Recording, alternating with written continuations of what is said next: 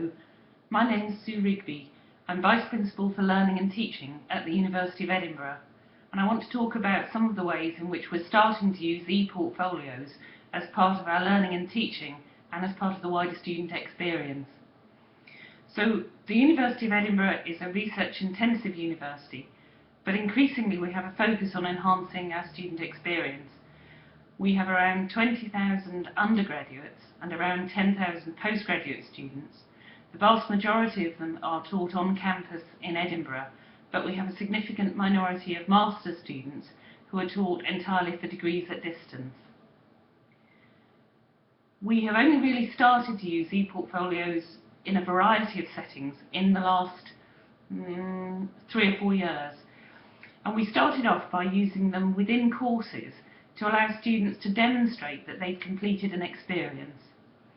So an example of that would be our nursing students, who clearly spend a significant amount of time away from the university and can now use an electronic mechanism by which they can demonstrate their nursing experiences on the ward, and that stands in lieu of what used to be a rather cumbersome paper project portfolio.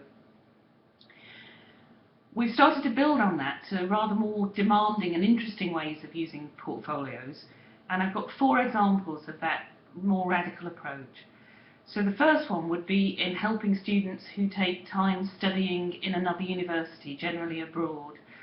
And we've developed a wraparound support mechanism in our e-portfolio system called Taking Advantage of Time Away. And that permits students, whilst they're abroad, to reflect on their experience, and once they return, to think about how their approaches have changed as a consequence of their being abroad.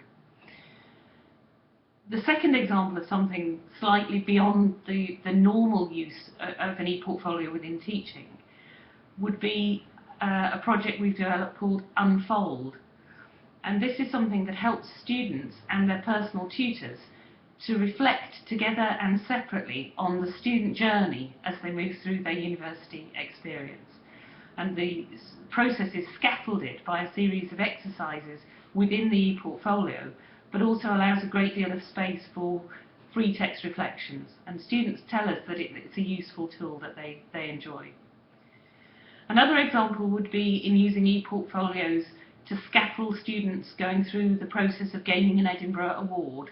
Just to stand back from that, an Edinburgh Award is something that we validate through section 6.1 of the HERE, and what it is a reflective bridge.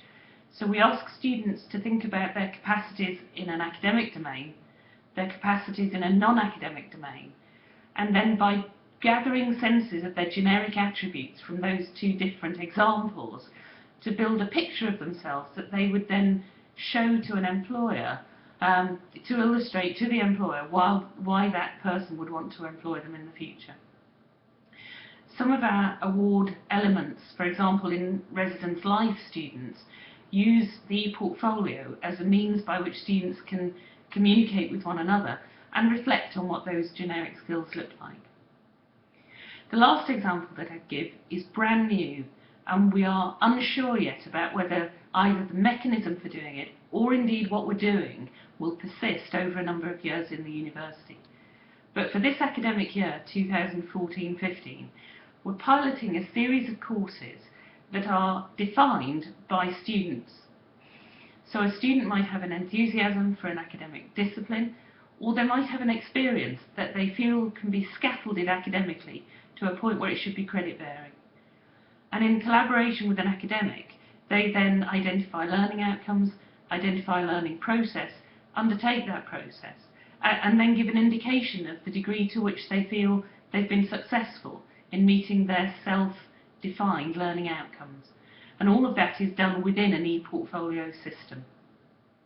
We very much hope that it will encourage our students to be engaged in their own learning, and encourage staff to give the opportunity to students of ephemeral courses based on activities or news items or elements of the world that are going on now, and to bypass the fact that it can take sometimes 18 months or even 2 years to go through a formal process of accreditation for courses that will run with a greater longevity than this.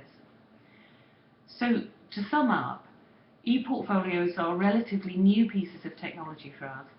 We're finding that they are useful to us in standard teaching, useful to us in the co-curriculum, and useful to us in pushing the boundaries of what we've done in learning and teaching in the past, and in a way defining the paths that we'll take in the future.